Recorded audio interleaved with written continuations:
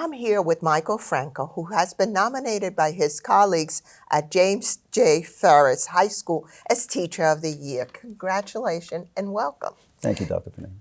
Could you tell us a little bit about yourself and what you teach?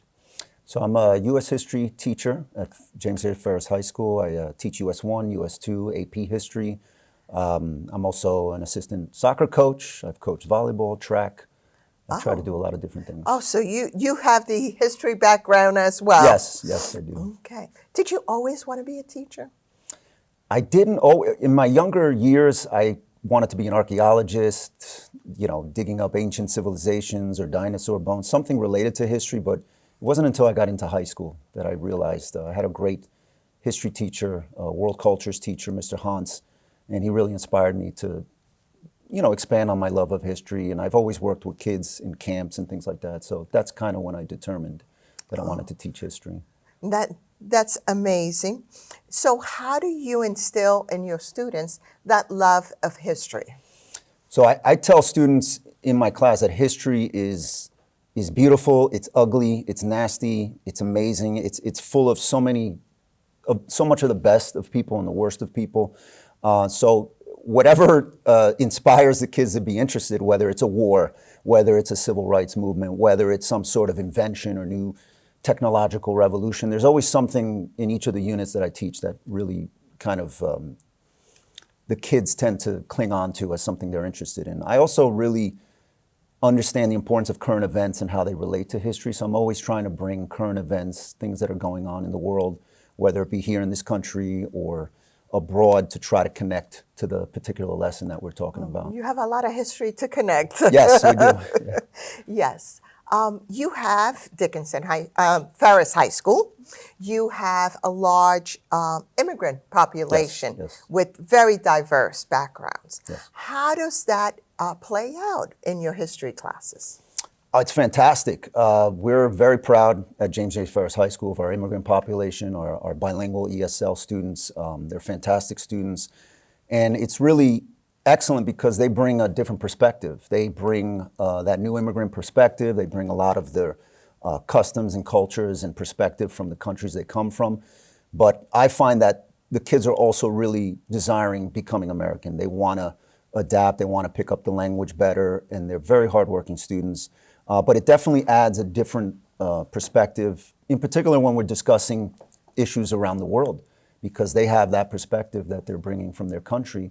And most of them are very interested in learning, the American perspective on certain events that maybe even apply to a lot of their countries that they're from. It's a first-hand account. Yes, a first-hand account, yeah. Of many of their experience.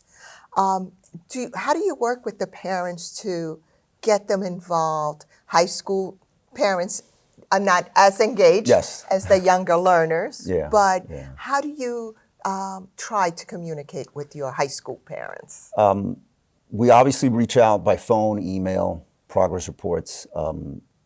Definitely calling is the best, having a conversation. The parent-teacher nights are crucial, and like you said, a lot of the interest is very big in the younger grades, and then it tends to kind of subside a little bit in the high school. But we definitely get a lot of kids, parents coming in. But it's really the outreach. It's not only calling the parents and reaching out to them when the kids are not maybe performing to where they should be, but also reaching out to parents to show and express gratitude that there's growth with the student. So a lot of parents will respond to the praising of the student and the acknowledgement that that student is doing better rather than just the negative. Right.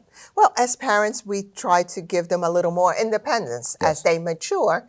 And so we rely on them to be more self-sufficient instead of hovering as you would with a younger child.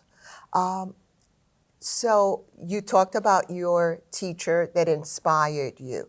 What kind of legacy do you want your students to bring or to keep from you? Wow, that's a legacy. I still have many years left in me, so it's hard to think about legacy. You have a long time to work on it.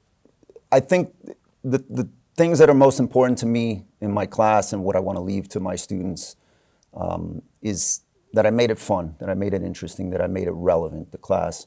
But that also there was discipline, there was structure. You know, I think that's actually one of the most important things. Before you can have the fun, before you can do all the activities that I like to do, the project-based learning, the jigsaws and debates and games and things, I think you have to establish that classroom management first, and the kids really respect you if you have order in the class, and then you can kind of have the fun there. But yeah, just you know, getting kids to really love history and understand that history is not just something that happened in the past. It's not something that happened, you know, 200 years ago and is not relevant to today. It's absolutely relevant to today. So it's still going on. And I hope, you know, history tends to be a little underrated, and people focus a lot on the sciences and the math. But with everything going on in the world today, I mean, if you have that grounding, a good grounding in history, you can definitely, it can help you navigate a lot of the stresses and the fears that are going on in the world. Because a lot of the things that are going on now have happened before, and we've gotten through them before. So, well, I'll keep that in mind. Good. But history is really engaged. Well, I'll speak from my personal perspective. I loved history. Never became a history teacher, but it really made me fall in love with the content. So as we move forward, I'm sure you will continue to be engaged. So tell me about the coaching. How do you incorporate that and use your leverage? It does actually. If you coach a lot of your students, you get a little extra respect, a little extra leverage. Yeah, I've coached soccer, track, volleyball. I'm currently still coaching boys soccer.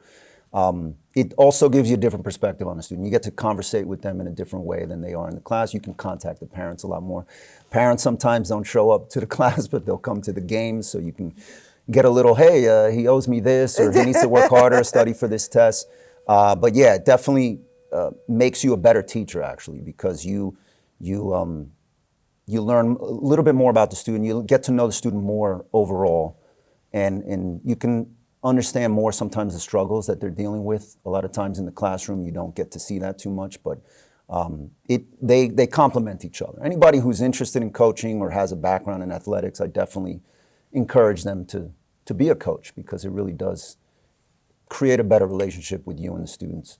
I'd like to have your opinion. Do you think coaching is different than teaching? It is different than teaching. There's so many similarities, though. You know, a lot of, you know, the students are performing on the field. You're there facilitating, you're there training, you're there teaching them, but they have to perform, just like we do in the classroom. They get the information from us, they learn it, and we facilitate it, but they have to perform. They have to perform on the tests, the quizzes, the projects, the big tests and things like that. Mm-hmm. So it is pretty similar. The subject matter is different. That's why I asked you that question, because I find coaching another form of teaching.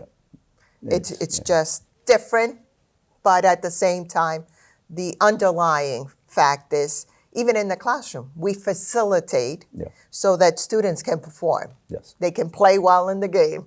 So thank you. It is a pleasure to meet you. And it's very understandable why they selected you as Teacher of the Year. Congratulations.